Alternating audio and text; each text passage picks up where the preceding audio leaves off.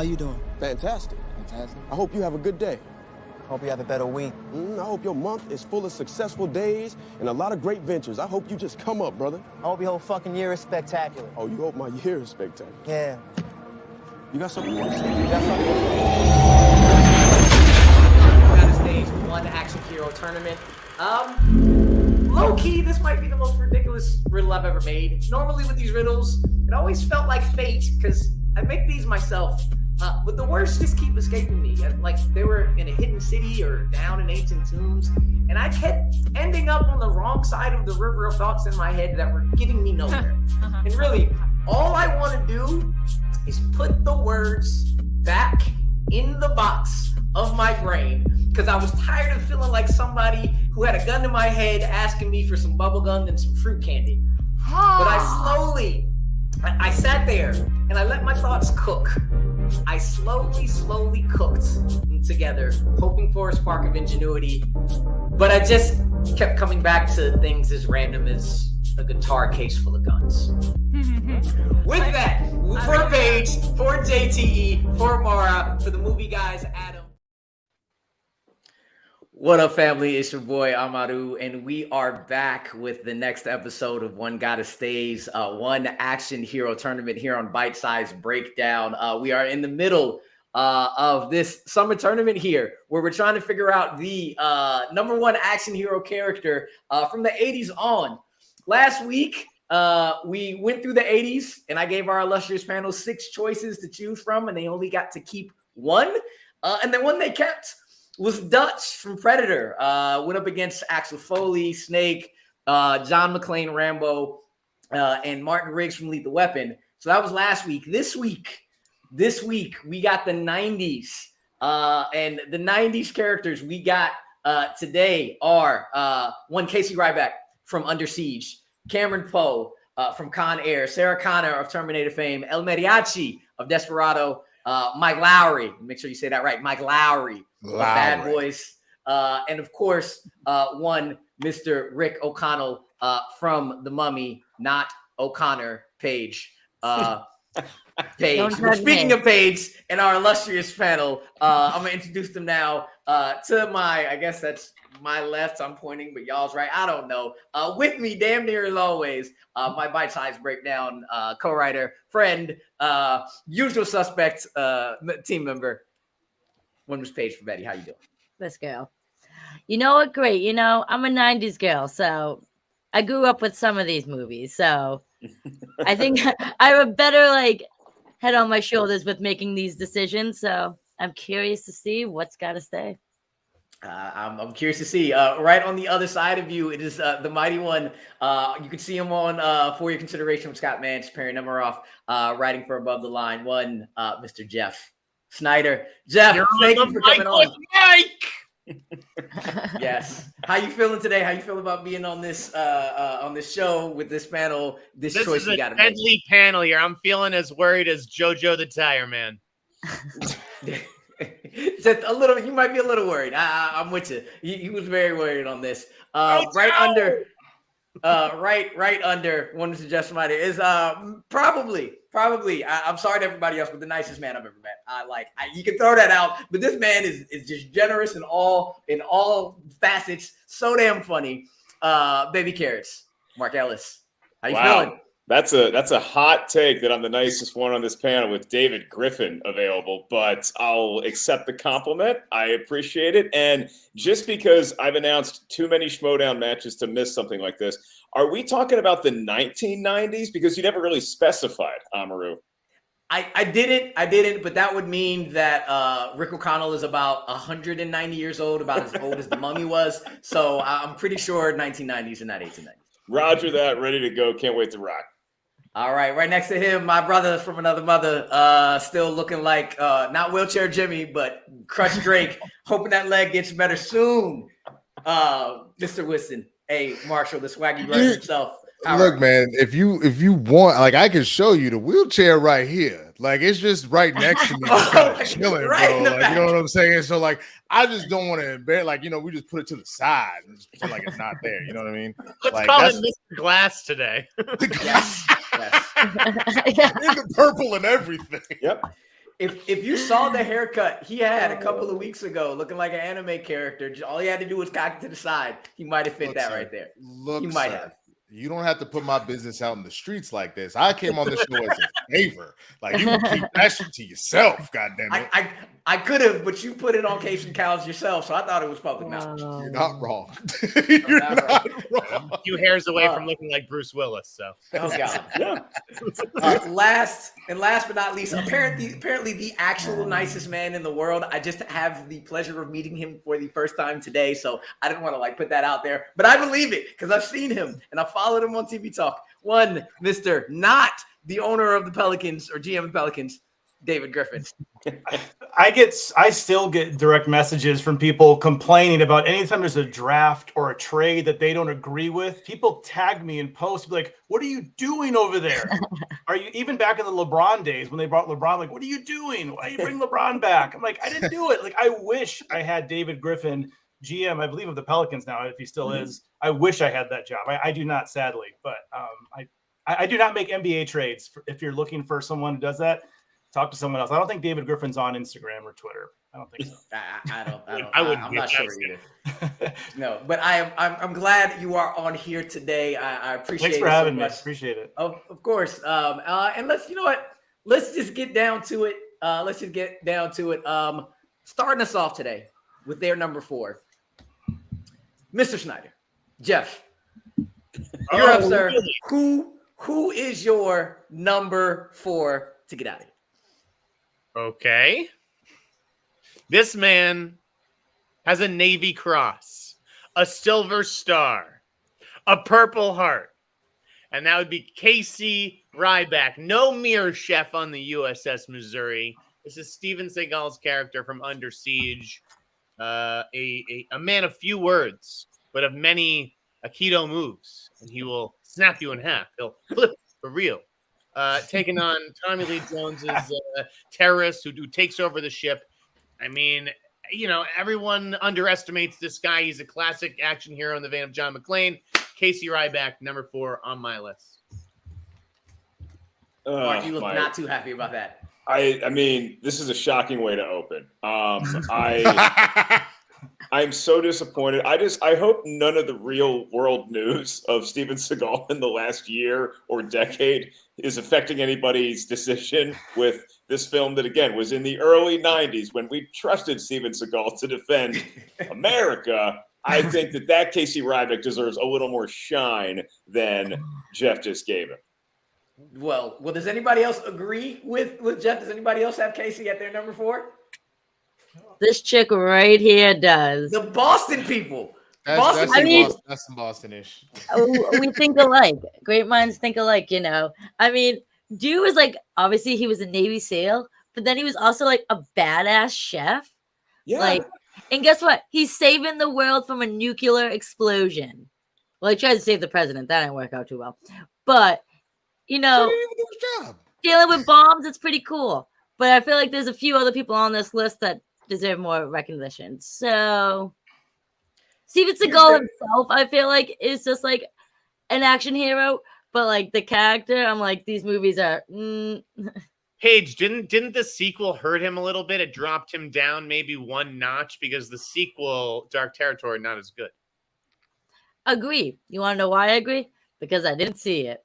So, it's all he has to do is Eric Bogosian, who's a playwright, so it's not that tough. That is so unfair. Look, I'm sorry the Celtics didn't get it done. I'm sorry the Red Sox are a dumpster fire. All right? This should have no impact on Casey. You should be happy that we got a sequel. Under Siege 2 is terrible. It is one of the worst action movies of the 90s. But still, the fact that Casey Ryback got a sequel, I actually let them prop him up in my book because he was in demand. I'm sorry, but okay, fair enough. That was some low blows, Mark. I didn't expect that from you. Actually, I take that back. As a Commanders fan, I do expect it out of you. Oh, it's coming to you too. Yeah. We shall not have Commanders actually slander the Commanders all you want because they deserve it. I love it, but slander them all you want. I'm just saying. But I will say y'all are being way too nice. Casey Ryback's ass is down at the very bottom for me. I ain't have him in this. He can go. I come on, man. But I'll say Go ahead. this. Did anybody else not know Casey Ryback's name before I texted you this? Because I didn't know it. I had no idea who it was. I mean, I've seen Under Siege a bunch, but I forgot his name. I couldn't remember his name. Exactly. No idea. That's all I got to say about that. Because that's all I got to say about that. I only listen to the JTE, so thank you very much, sir. Shout I out don't know to what's JTE. in the name. Do we know El Mariachi's name? I don't. El Mariachi.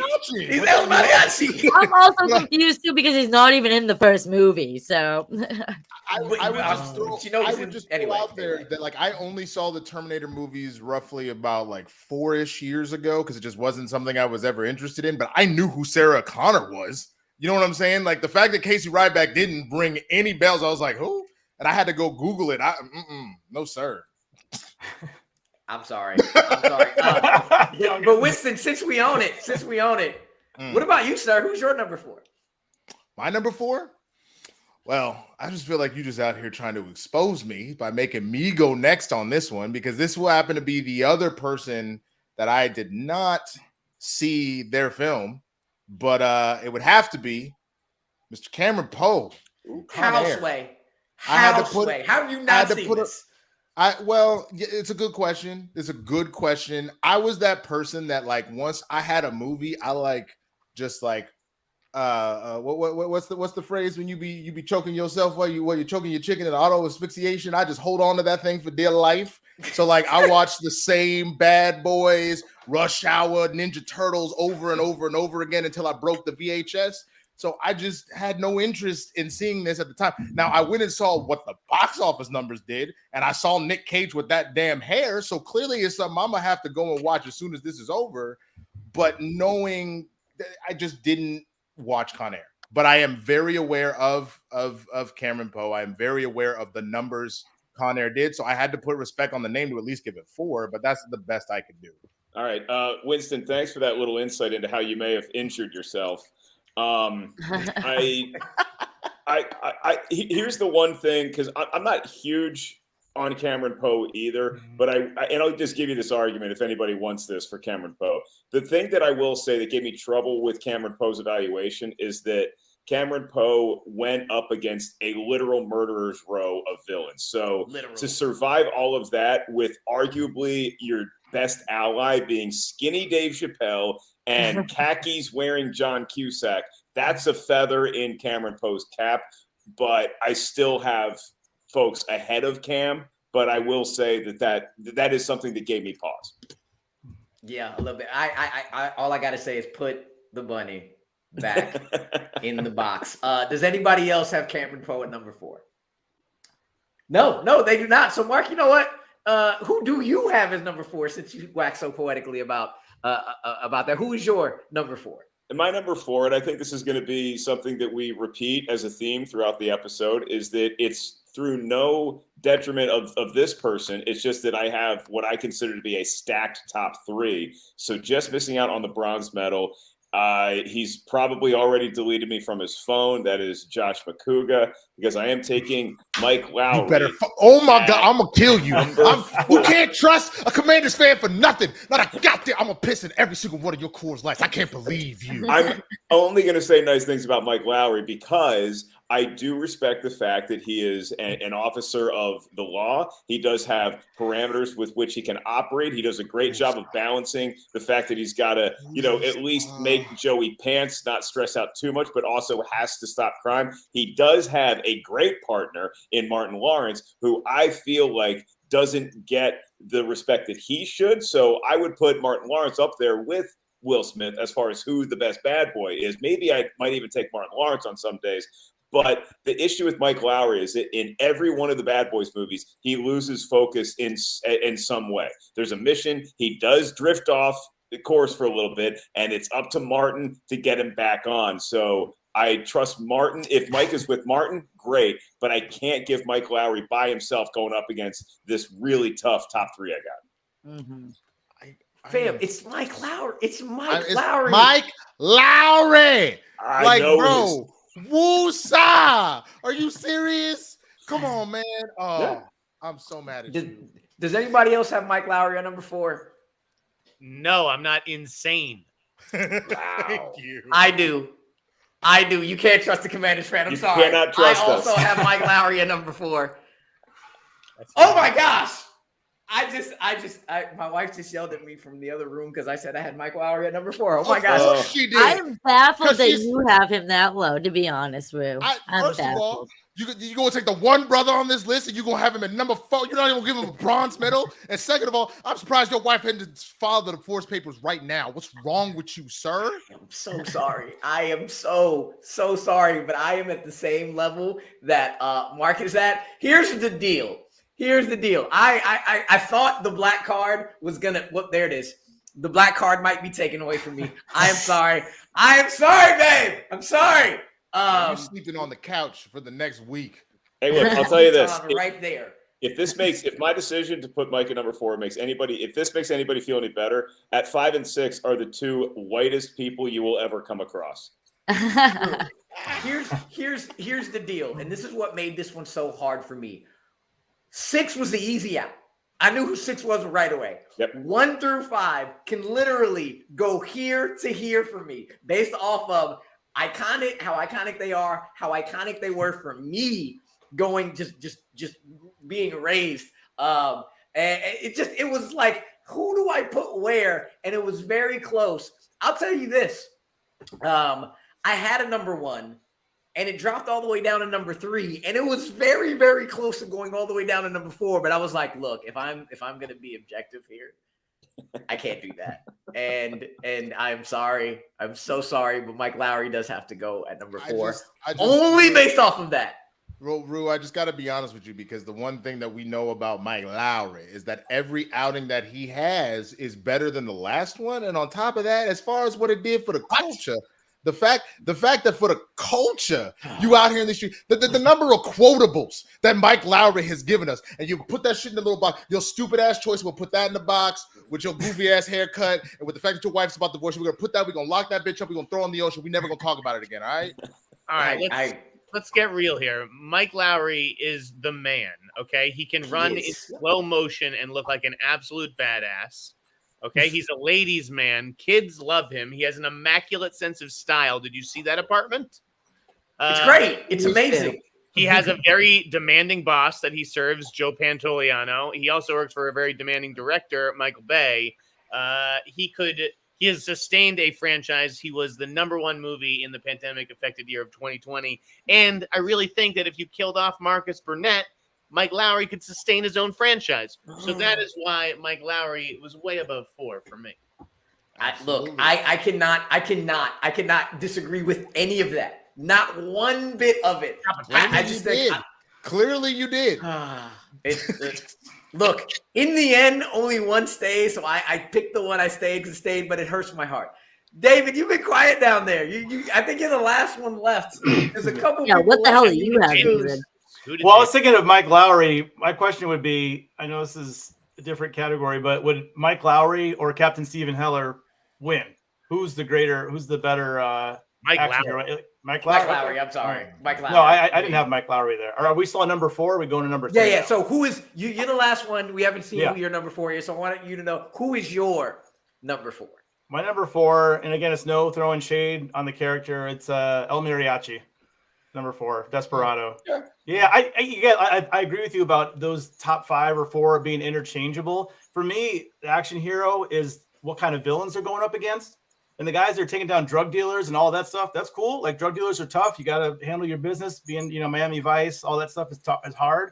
But if you're going up against like Terminators and, a death row of criminals and all that kind of stuff and mummies, it's like you're going to be a little bit higher on my list because you're battling supernatural beings that are just a little bit more intense than a drug dealer from Miami. I don't know. That's just me, though. So, but it's Antonio Banderas.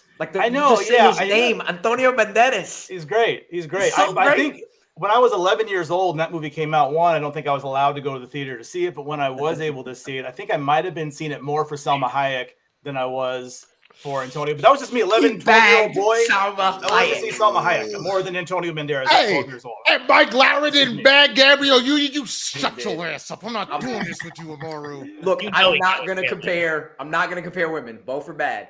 Both, exactly. 100%. Salma Hayek. I will say, Desperado, I'm pretty sure I was fifth row at like age 7. So Wow. Yeah. All right. loved it. Oh my god. Absolutely loved it. All right. But with that, that's everybody's 4. And just a really quick recap on what we have going on. I feel very ashamed of myself. I'm not happy with what's going on. But the Commanders fans, me and Mark, have Mike Lowery at number 4. The Boston folk, man, we hit each other today. Boston folk got rid of Casey Ryback. Winston has not put anybody's in any boxes. And David has gotten rid of El Mariachi. So we're going to move on to our number 3s. And Paige, keep this love fest going. You know what? Well, this one actually is related to a love fest. So my number 3 is El Mariachi. I mean, Antonio Banderas would have been a lot higher on my list if it was Zorro that we were talking about.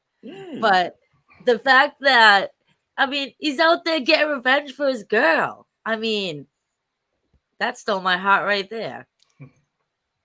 And I mean, that luscious hair, and he just looks like a definition of a badass. The hair's great. He's a badass. And I'm just going to go ahead and drop the suspense here because I also have El Mariachi at number 3 for me as well. And I think part of the reason why I bump El Mariachi above Mike Lowery is because Lowery had a great partner. El Mariachi, he's got some help. He's got Steve Buscemi. Mm-hmm. He's got an amazing nurse / love interest in Salma Hayek, but he's doing a lot of this stuff on his own. So it's the only thing that might have bumped El Mariachi out of the 1 and 2 position is that now I still love rewatching Desperado. It's a transcendental theater experience for me. But now I do sometimes picture that it's Puss in Boots doing all of those moves instead of live action El Mariachi. So it's a little more adorable than it is badass, but still a well-earned bronze medal for the Mariachi. I think they actually need to do that. I'm in. Like, yeah.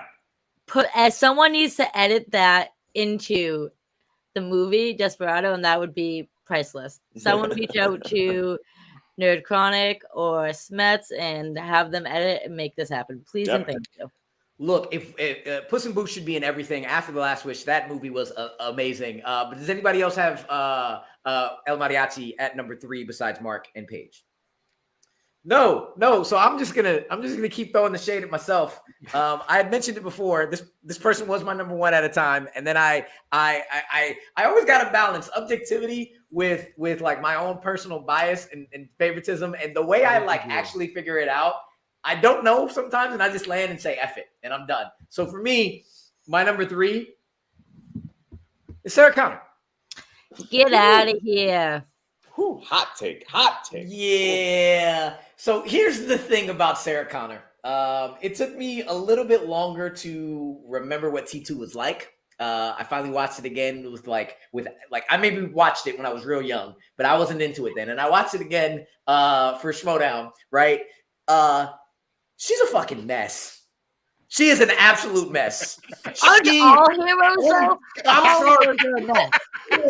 She almost killed Papa Joe in front of his family because she couldn't get it together. And I'm just like, lady, come the hell on. You are like you need to be in that hospital taking care of yourself. And then get out. You're badass. I get all that. But I just was like, oh my God. I hope your wife really does divorce you after that call. She doesn't care about Sarah Connor. She cares about the black. That's really what it is. Dude is like a little bit more about the black people here because of that. That scene alone made me be like, yo, I don't fuck with you too much. I just kind of know you're badass, you're great, but I'm kind of like, No, the woman's living on the edge of her seat like her whole life. Like she doesn't know when the next fucking Terminator is gonna come after her or try to kill her son. Like this woman's trying to save the world. So she finally figured out what it's like to be black and deal with a cop. She just always worried around the corner something fucking coming. Look, here's the thing. I had Sarah Connor at 3-2, and I'm gonna give you the real reason why. Let's go. It's not because she's not a badass. That's why she at least gets bronze. She's a badass. She's a badass. But when your franchise stops becoming about you and actually starts becoming about the villain turned hero in I always remember the T1, that T800, 1000. T800, then the T1000. He's the 800, the 1000 was T2, right? So T800, the fact that it all then became about Arnold out here in these streets defended it and went from being one of the greatest villains we've ever seen to being the hero we want to pay attention to. That takes some shots, including the fact that the Sarah Connor Chronicles wasn't that great. It was all right, but there's a reason it only lasted, like a season and a half? So, like, she is definitely in the upper echelon of, like, action heroes, for sure. But the minute she stopped being almost really the reason why we're watching Terminator, that just lost a little bit of clout for me. But that's me. I see Jeff over there shaking his head. He's disappointed in me right now. Yeah, I don't know. I don't know about this one. I mean, Sarah Connor for me is a legend and an icon who belongs on the Mount Rushmore of female action heroes, which certainly makes her one of the greatest action heroes of the 90s for sure, if not the greatest. We're going to decide that in a second. And I would also put this in Sarah Connor's court, is that as far as training methods go, she had the worst stakes against her, because Mike Lowery gets to go to a gym. All right. El Mariachi at least gets to be outside. Casey Ryback has Navy experience. Cameron Poe is pretty much working out, which is what you do when you're in prison. Okay. And Rick O'Connell's globetrotting all over the place. Sarah Connor had to maintain her shape while being in a mental institution. Her only workouts were push-ups, pull-ups, and stabbing doctors in the knee. Like, the fact that she was able to maintain her physical superiority is impressive enough. Exactly. Very impressive. I just don't care. I really don't. Someone had all the odds stacked against her and kicked ass and saved the world. I'm saving some for the Sarah Connor conversation. I mean, I'm not putting it all out there yet. We'll get to that in a bit. We'll get to that in a bit. David, we're going to go back to you. Who is your number 3? Number 3 is Cameron Poe for me. Nicolas Cage doing the best film accent of all time, best Southern accent of all time. Like you said, I said already many times, put the bunny back in the box. And as was said before, it goes through a murderer's row of the worst criminals, at least in the U.S. It's awesome. It's a fun story. He probably had the worst lawyer in the world, who got him all that time in prison for just defending his wife. And he got in a bar fight. It's like, oh, your hands are, instruments to kill people because you're a military guy. You're going to go away for, 8 to 10 years. That was ridiculous. He had a horrible lawyer. Shouldn't have gone to prison in the first place, or maybe just a year. He kicked butt. He was awesome. I mean, Nicolas Cage, I love him as an action star. Face Off, they're a little corny. Movies are a little corny. Face Off, Con Air, a little corny, but they're fun. I rewatched it about 3-4 months ago, and it still holds up. I loved it. I think that's when I was a kid. I remember like DVDs were getting big. I remember my dad brought that DVD home, and that was the first time I watched it. And it just blew me away, and it still does. I mean, just everything about all the characters and he's an awesome action hero. That last scene in Vegas when they're going down, I guess that was old Vegas. I don't think it was a strip. Might have been old Vegas, and the plane, and it's awesome. Love it. Quick question: who's a better sidekick, Skinny Dave Chappelle or Skinny Steve Buscemi for Mariachi? Who would you rather have in your corner?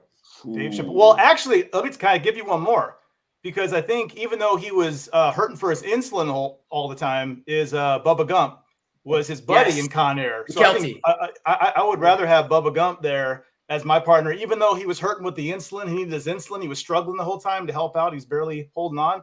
I would take Bubba. Bubba was my best good friend. I would take him anytime for a partner. He helped out a lot of white dudes with weird accents. It was funny. Yeah, that's true. That was his Jeff, you're the last one here. Are you agreeing with David, or you got somebody else? I do agree with David. I completely agree. Cameron Poe is my number 3. The only thing that really prevented him from being number 2 on my list is that he didn't get a sequel, and this is the 3rd best Nicolas Cage action movie of the mid-90s, basically, behind The Rock and Face Off. Yeah. So I mean, Cameron Poe. Cameron Poe. That would have been funny. Cameron Poe was an honorably discharged U.S. Army sergeant. Okay, he's sticking up for his pregnant wife. What do you expect this guy to do? They were assaulting her, and I hate drunk people. That's why I'm not a big drinker myself. I can't stand people who are drunk. They're obnoxious, and so they got what they deserved. I'm with Cameron Poe.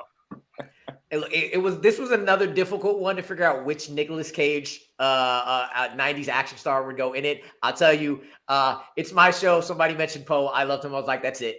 That's the one we're going with. But you couldn't really go wrong with any of them because all of them were great. Castor Troy, though, he's technically a villain, so he couldn't be here. So that does that. But we're gonna do a quick recap again on our number threes. Me and Winston on the same page this time with Sarah Connor. Jeff and David have Cameron Poe at the number 3, and Mark and Paige did not like El Mariachi.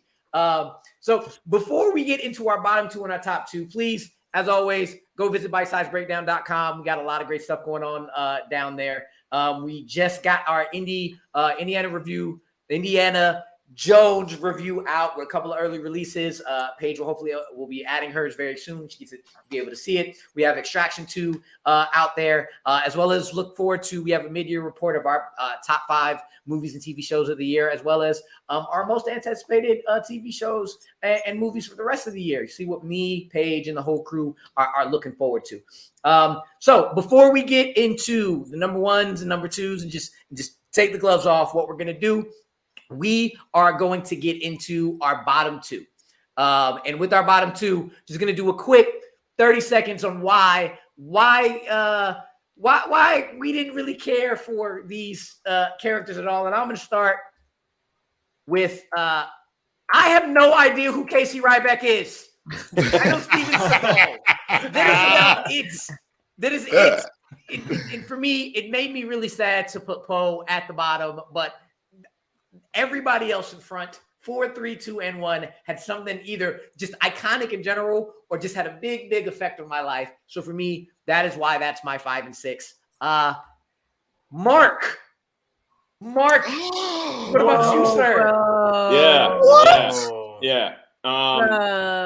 Cameron Poe lands in the 6th spot, not because I don't appreciate what he did for his family and taking care of some baddies, but as a man from Virginia, North Carolina, I am personally offended by that accent. I cannot stand by it. The hair and the tank top only add to, look, do I have crazy hair and wear tank tops? Yes, but that doesn't mean that that's what all Southern people look like. So Cameron Poe, I think, is a personal offense. I also feel like you really had to pry him into action, where I feel like the top 5 were more ready to leap into a scenario where they could kick some ass. Cameron Poe did it so reluctantly that I don't really trust him on a mission.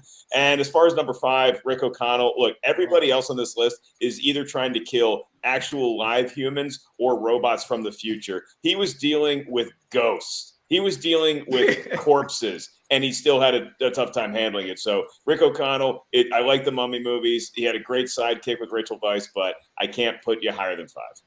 Oh, hurts my heart. Wow. And then Jeff goes and does this. Come on, man.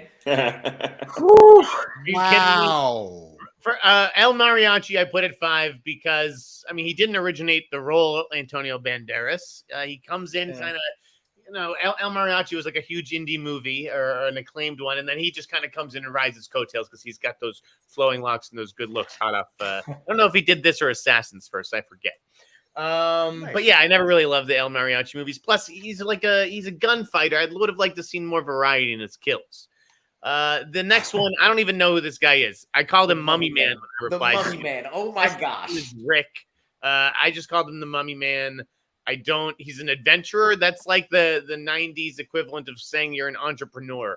Like, this guy will be selling crypto right now. I think he's a bum as an action hero, and I can't believe anybody else has him outside of 6. Whoa. Oh, that hurts my heart. We're going to go down to Paige. Wow. Paige. Just wow. How dare you? All right, guys, listen up. All right. So, I mean, yeah, it kind of has to do with Mark kind of said it about Cameron Poe. Like, he just like got put into that situation. Like, I don't know if he could actually like do some of this badass stuff that these other characters we have in this ranking. I mean, that white tee and that hair, whew, that's like very much like action hero look. But at the end of the day, he's only doing what he's doing to save himself just to get to his family. And he put himself in that situation. So, and then for Mike, I love Mike. I like Bad Boys. But yeah, it kind of has to go with going against villains and stuff like that for him. And yeah, just like a fun cop movie. Like, when I think of action hero, I'm thinking of like mean, nitty gritty, like going against like the odds and everything at all costs. So those are my reasonings. Fine. Winston, what about? No. Sure, go. Yeah, I mean, look, I already explained Casey Ryback. I don't even know who that is. Like, what was Thanos talking about? He was like, you took everything from me. I don't even know who you are. Like, you know what I'm saying? Like, okay, good for you. And then Mariachi, I love me some Mariachi. I love me some Antonio Banderas. But I think at that point when I was dealing with Poe, Mariachi, and Ryback was easy to put at 6. Mariachi, I just was like, even though it's a cult classic, I just looked at what it did at the box office. And that's the best that I could do in that regard, because there's a lot of great moments. Obviously, having Salma Hayek as a love interest and a partner, those are all great reasons to be into El Mariachi, but you gave us a tough list. And so I had to find reasons to knock people down a peg. Oh, yeah, I guess that's true. I guess that is very true. And David, oh my God. Sorry, I apologize, Winston and Amarú. Sorry, I apologize for the Mike Lowery. I don't know, something with my heroes. I kind of like him to be. You guys talk about the Washington Commanders. I'm a Buffalo Bills fan. Coach McDermott preaches stay hungry and humble. I don't think Mike Lowery's hungry and humble.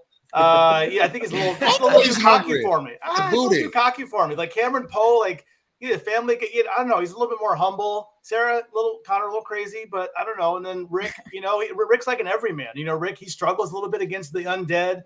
I just might just be looking at his outfit a little too long, and somebody might get killed because he's got a lot of, he's just firing guns all over the place. I don't think he really pays attention to where he shoots. They blow up a lot of stuff unnecessarily. Stuff just blows up for no reason. I don't know. Yeah, I had to put him in the bottom. I do apologize, Amarú and Winston. I know you. I don't mean any disrespect to Mike Lowery. And then like everybody else said, Casey Roebuck.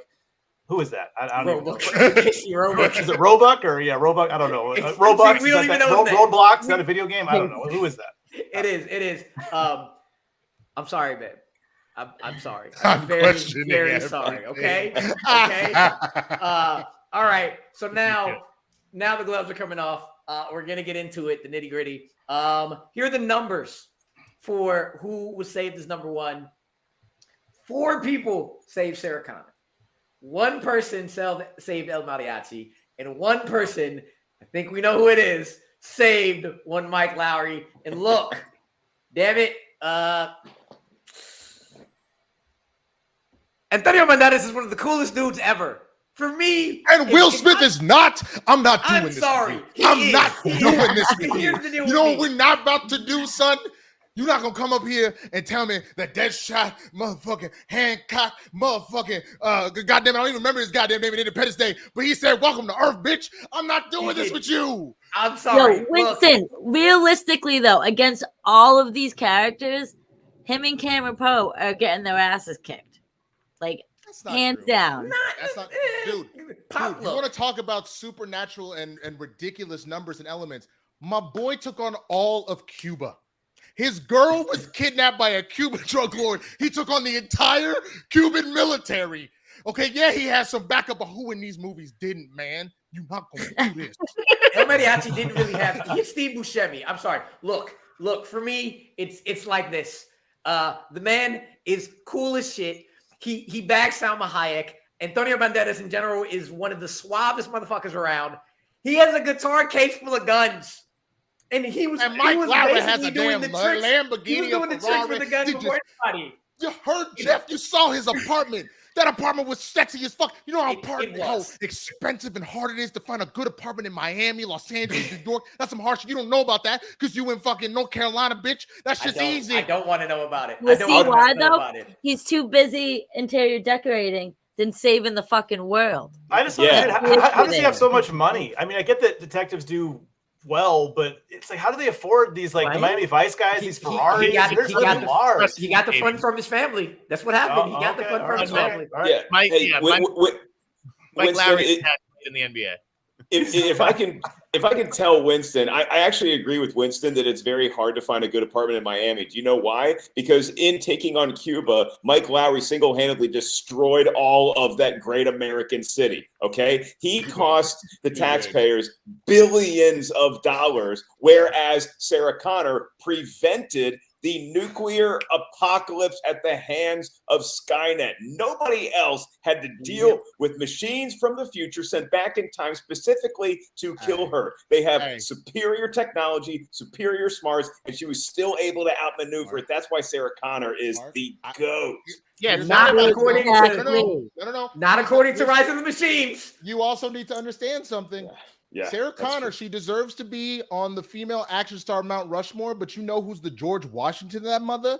Trinity, my guy. Trinity took everything that she did dealing with the Skynet and AI-based everything and took it to 11. And she did that shit on her own shit. She didn't need no Terminator to help her. And yeah, of course, at some point, then Neo got powers. But then as much as that shitty-ass movie was a couple years ago, then she became the one. I'm not doing this. Trinity does fucking Sarah Connor better than Sarah Connor does Sarah Connor.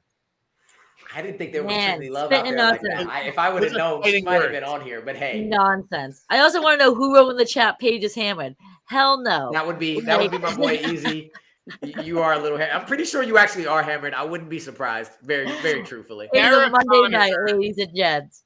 Sarah Connor was easily the best of the choices that you sent. This is not even a contest. Exactly. Icon and a star. She drips flavor. Okay. She is a total lunatic. She's a psychopath, and that's what you need. It's not always about saving lives. I mean, she's a survivor herself, right? That's enough. And she gave birth to the leader of the free world, right? I mean, come on. And I was watching that Arnold Schwarzenegger documentary on Netflix, and he was talking about his time, doing Terminator 2. And he said when he got to set and he saw Linda Hamilton, and she was jacked, and he went up to her and said, like, damn, like, what have you been doing? I mean, she got cut for that role. She had the look. I mean, I know you have the Mount Rushmore. You talk about Trinity. I much respect to Trinity. I'd put Sigourney Weaver maybe as a George Washington, as not the first, but one of the first from Aliens. I know that's the 80s. That's different time. But I will say I had a geek tournament last year, and just to make it clear, if any of the characters were in the geek tournament last year, they weren't available for this one. And Sigourney Weaver and Ripley went very far last year. No, Ripley's my number one. Just to say that. What I should have said is what I meant to say was that Sarah Connor reminded me of Ripley. I know Aliens was 80s, Alien was late 70s, but she reminded me of just that strong, like, female presence that you didn't see a ton back. I mean, you see it more, but you didn't see it a ton at that point. And Sigourney was the first person I ever saw to, like, wow, like 5'11", guns, like everything. And then to see Linda Hamilton smaller, but still like this huge presence, and I don't know, she just blew me away. David, you have a point, but you got me. Now I'm thinking sports again. And all of a sudden, I'll tell you this. Sarah Connor out here in these streets, Kobe, Trinity and LeBron came after and did even more and is in the conversation for the GOAT with Ripley. You know what I'm saying? Like that's you kind of gave me a little bit of an alley-oop here, my guy. Winston, I agree with that comparison, but I'll also ask Winston A. Marshall this as a sports question. Who do you trust more with 2 minutes left and the ball in their hands? LeBron or Kobe? Thank you. I'm going to go ahead and place this. MJ with your Ripley. LeBron is got the most points ever scored. Get out of here. Leave me alone. But I'm also going to say this about, and David makes a great point with the Arnold doc that just came out, because Linda Hamilton, Sarah Connor, the only person on this list who took down the absolute alpha peak action star of all time in their prime, as they were getting into their prime, also able to team up with said action star. And it's not just that she defeated Arnold as the Terminator. The original choice for Terminator was actually going to be O.J. Simpson. So she would have beat O.J. Simpson and Arnold Schwarzenegger. That is enough for number one. No, you did. Oh, God, I shouldn't say it, but you telling me she would have been the first white woman to beat O.J. Simpson? Oh, Lord. Oh, no. Yeah, she might have been. I mean, she broke out of the mental position too. Did Cameron Poe break out of jail? Cameron Poe just keeps coming in here. It's lovely. It's lovely. Look, here's the deal. Here's the deal. With me, I said it before. Sarah Connor was my number one for a while. She was. And then I was like, you know what? But this is my list. And again, this is the only reason I objectively couldn't put her down at 4. So that is why Mike got down to number 4, because I was like, all right, she's way too great to be all the way down at number 4 for me. Yeah. However, not only did El Mariachi have just a place in my heart, and again, Salma Hayek, dude. Just Oh my God. But Rick O'Connell, I quote the Mummy so damn much. Rick had to be my number 2. I love him to death. I think he is one of the only indie, I'm not even gonna call them knockoff, indie copies that are his own and still works. I'm so glad Brendan Fraser came back because he is absolutely charm and cool and funny as hell up and down that movie. And that is why I have him at number 2. Both of those movies, El Mariachi as a character and The Mummy as a movie with Rick O'Connell, were just in my heart. And Terminator and Sarah Connor are not. And I'll tell you this, you'll go by me with this, Winston, but Detective Carter has a higher place in my heart than one Mike Lowery. So that also doesn't go in my heart. You kind of screwed me over because that would have been my answer, and you know this. It wouldn't even I know it, but I couldn't put the both of us on there at the same time. I feel like it would be a little bit too biased. Of course. But that's me. I'm with you on... Go ahead, nope. Paige. You got it. Nope, you go. You guys are in the conversation. Let it flow first, and then I'll... I was just going to say, I agree with you on Rick O'Connell being at number 2. Like, so some of you know that, like, I saw the indie movies for the first time last week. It's just not something I was ever interested in. I'm not a big, like, other than The Mummy, that's like the only kind of adventure, like, archaeologist stuff that I really rocks with. And I loved them. They were great. And the only thing that I would actually say and why Rick O'Connell deserves, now that I know that was the prototype that he was working off of, he took threats that were even bigger than the things that Indy was dealing with and did it as a badass and making you laugh and all that kind of situation. I mean, again, you want to talk about threats. I have a feeling that a supernatural mummy that wants to make the whole world zombie slaves is a little bit more threatening than a bunch of machines. Throw a little sand in the machines, they're going to short circuit. And Rick O'Connell out here in these streets dealing with scarabs going under people's skins and saving his wife and his son at the same time and his annoying ass brother-in-law. Like, come on, man. And he beat The Rock as a scorpion. This is what he did. You said it all, though, Winston. You said the word adventure. He's an adventure hero, not an action hero. The dude can light a match with his fucking beard. Yes, not many people can do that. That's true. Pretty badass. I mean, that's why he's my number 2. I mean, he'll make you laugh and he makes you fall in love with them. And he's fucking doing adventure shit, going after the mummy, like mummies and stuff. Like, for me, I love, I guess, like sci-fi, like action films. So for me, like Terminator 2. The Mummy, like those stand up so high for me because like the stakes are so much higher. Okay. After a drug dealer or this or that. They're going against like life or death. Yeah, I'm hearing a lot of words like charm and suave and cool. You know who doesn't need any of that stuff? Casey Ryback. You didn't know who he is because that's the way he wanted it. He was just a cook going into retirement, and he had to step up against the odds. An evil Tommy Lee Jones, a wild and crazy Gary Busey. The deck was stacked against him. He's the only one on this ship. His only form of help is a drugged-up Erica Laniak who doesn't even know where she is in the movie half the time. So the fact that Casey Ryback could put that whole boat on his shoulders, that tells me something. Dark Territory, the sequel to Under Siege, we won't discuss it. The original Under Siege, still an all-time great 90s action movie. Mark, can I ask a couple questions? First of all, he said he put a boat on his back, so that's what he did. He saved the boat because other people out here bringing down whole cartels. And they were going to blow up Hawaii. They're going to blow up Hawaii. Okay. And nuclear bombs. So I will say that. I will give that to. All right, I'll give you that. But you just said he's a cook. You said he was a cook. So you telling me he could have just not seasoned his chicken and stopped him that way? Like, I don't, like, you know what I'm saying? Like, there's no need for Casey Ryback. Nobody's heard of him. Nobody cares about him. He can bounce. We're not worried about him. Sorry, I'm with him on that. It's the way it's supposed to be. Jeff, you had Sarah Connor at 1, but you also had Mike Lowery at number 2, which thank you for my mistake. Any other things you want to add about that? And just any other thoughts about this list, Jeff? I just like how Mike Lowery keeps a clean car. You have to respect an action hero who keeps a clean car. And that's why I can never be his partner. I eat too much fast food. But yeah, I love Mike Lowery. I love his versatility. He can do it all, that guy. He can do no wrong. But Sarah Connor, for me, took out all the boys today. There's not even a contest. Exactly. Because who runs the world? Girls, aka Sarah Connor. She saves it too. Paige, I mean, which person would you most like not want to run into in a dark alley? That would be Sarah Connor for me. Sarah Connor, 100% Sarah Connor. Well, that's because Paige, she's crazy. She is. Exactly. She's crazy. She man, this is the fucked up part about it. I can't believe I'm gonna say this, but fuck it. I'm letting loose at this point. She had one bad run-in with the robot, then turned robot Karen. This is ridiculous. Okay, you know what I'm saying? That's literally all that happened with Sarah Connor, and all of a sudden now she just don't trust a single robot to ever come into her sphere. Didn't even almost take Arnold's help for a while. They had to really convince her that, like, man, I'm trying to save you. You know why? Because AI is taking over the fucking world.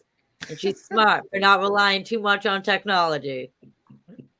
And then David, you also, I believe, had Sarah and Rick at your number 2. Give us your final thoughts on the list and anything you want to say about Rick. And I think everybody said it so well. I mean, Sarah Connor for all those reasons I said earlier, and I don't know. Yeah, Rick, I just like him. I mean, even though that guy is way more handsome than me, but still, I felt like I could relate to him. Every man going in there doing his thing against the undead, against supernatural elements. I love the ride at Universal. It's one of my favorite rides. Even though you don't see him in there, it's a travesty that Rick O'Connell is not in the Mummy ride. He should be. Should have a place there. But I just love him. Yeah. But Sarah Connor is number 1 for me. And Sarah Connor Chronicles, I don't know. I think it's actually a solid show. I think correct me if I'm wrong. I think that's Justin Friedman who created that, was the showrunner for that. It's pretty good writing. It didn't last as long as it should have. I think it should have gone longer, but I don't know. That was one of my favorites. And that's the host of TV Talk saying that. I am more. I know my I know my TV. And that's the only host of TV Talk that will still talk to me after my positioning of Mike Lowry. Oh God, yes. Yeah. Imagine if he was here too. I think. I mean, I hear what you're saying, and I think that the Sarah Connor it's hard to say. Chronicles. I know. Where like started off strong, but you got to remember, then you ran headfirst into the last writer strike, and that really just put a huge dampening on the show. In the same way that like Heroes was an incredible show, and then the writer strike. Same with Lost, which still found like something there, but also got a little lost. You know what I mean? So that I couldn't rock with the show because of how it unfortunately just came undone. True. So I got one final question for you all, and I'm gonna give you a little time to think about it as I give a quick recap. We mentioned them. There's a lot of 90s action heroes. I feel like 90s is actually a pretty good, like, just singular decade for action heroes.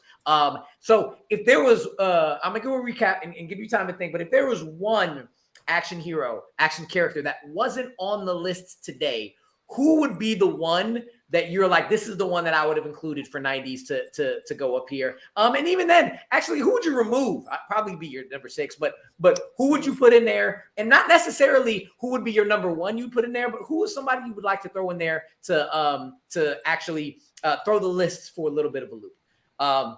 As they do that, just a recap of our lists. I had Mike Lowry at 4. I'm sorry. Sarah Connor at 3, Rick O'Connell at 2, and I saved the coolest one of them all, El Mariachi. Mark had Lowry, then Mariachi, then Casey, Ryback, whatever his name is, and Sarah Connor. Jeff had Casey, Cameron Poe, Mike Lowry, and Sarah. Paige was almost similar. Had Casey at number 4, Mariachi at number 3, Rick at number 2, Sarah at number 1. Winston had Cameron Poe at number 4, Sarah Connor at number 3, Rick at number 2, Mike Lowry at number 1, and then David, wrapping this all up, had El Mariachi at number 4, Cameron Poe at number 3, Rick O'Connell at number 2, and Sarah Connor at number 1. For me, again, we had a lot of names to throw out there. For me, the one that I would put in for 90s action heroes that would throw a lot of this in for a loop, I don't know if I would save him, but he would give me pause, is Inspector Kevin Chan from Super Cop. I got into Jackie Chan movies. In the 90s, Rumble in the Bronx, but Super Cop was the one that was like I kept going back to. You had Michelle Yeoh at his side. I absolutely love those movies. And I love Jackie Chan's probably top 3 action heroes of all time, action actors of all time. Mm-hmm. I absolutely love them to death. So for me, it'd be Inspector Chan from Super Cop. I was on the same. Paige, what about you? Thinking Jackie Chan. I was thinking I love Rumble in the Bronx. Can't talk today. And like Rush Hour too, man. Like The dude literally did kill it in the 90s. He did. And of course, The Mask of Zorro. That probably would have made my number 2. All right, Jeff, what about you?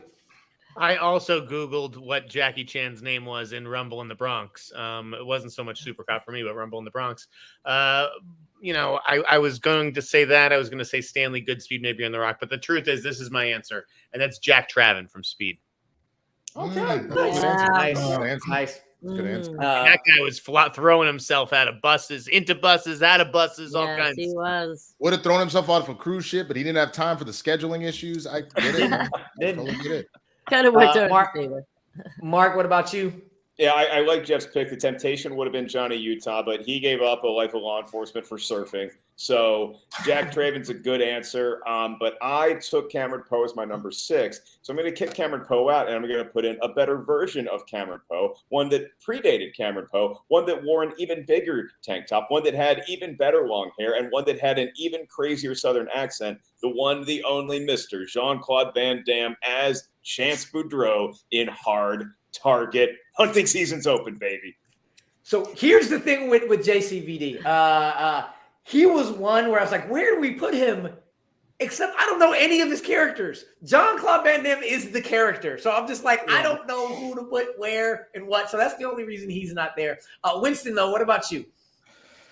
Yeah, I think you have a number of options that honestly could have worked. And I get it. You gotta make hard choices. I think any of these 3 could have easily replaced Casey Ryback, both in their impact, but then also just what they did for like action movies in cinema to follow them. You could have taken Ethan Hunt from Mission Impossible. The fact that that franchise is still going and is about to drop a new, about to go on the end right there, and started Tom Cruise doing ridiculous stunts for no reason. You could have thrown in Neo from The Matrix, obviously. I mean, everybody was out here doing the lean and all. Bullet time became a thing in video games because of that.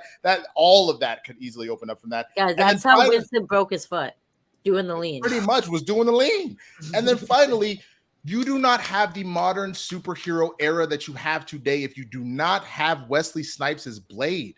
That easily could have come in and taken that over. And you might have gone off the rails by the time you got to Blade Trinity, but motherfuckers always trying to ice skate uphill, bro. Uphill. Always. Yeah, that was hurt. That hurt not putting him on there. But David, what about you, David? Who would you put in place to throw a wrench in your wrist? Yeah, one of my favorite action heroes of all time is John McClane. One of the greatest action movies ever made, in Die Hard. Back in the 80s, of course, but Die Hard. Talking about Die Hard with a Vengeance. One of my favorite. Don't forget, it's not Jesus, it's Zeus. Samuel L. Jackson, one of the great partners. He has to go up against Hans Gruber's brother, played by the always excellent Jeremy Irons. I love that film. I think McClane is, again, talking about the modern action movie. I think you don't have that as well. Blade is awesome, badass film, but also too the Die Hard. I mean, he's just John McClane. And when you look at Bruce Willis, that's him. He's cool, savvy, smart, always one up on somebody, but gets beat up. He always gets beat up. You always think he's down, and then he comes back and fights his way. He's not like The Rock and these guys who seem to never lose. He gets beat up a lot. And I like that about my action heroes. I think John McClane and Die Hard with a Vengeance would have been it for me. Right. All right.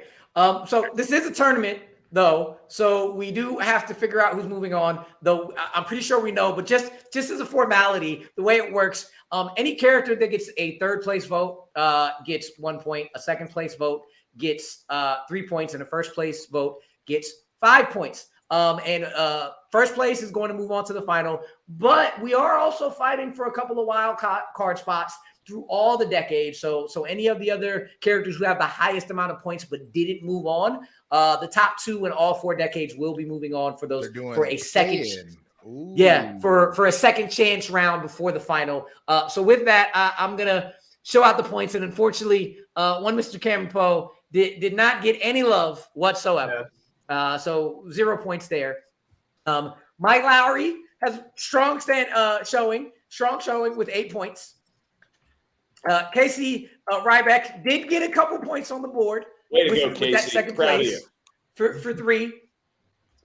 El Mariachi got a 7. My first place vote got him a little bit of love. I think the point system may be off here, but okay. 5, 6, 7, 8. 8. That's what we got. Rick with 4 strong second places got a 12. But we already know. We already know who it is. We already know what it is. Woo. With a very strong 22 Nice. points, the winner for the 90s bracket is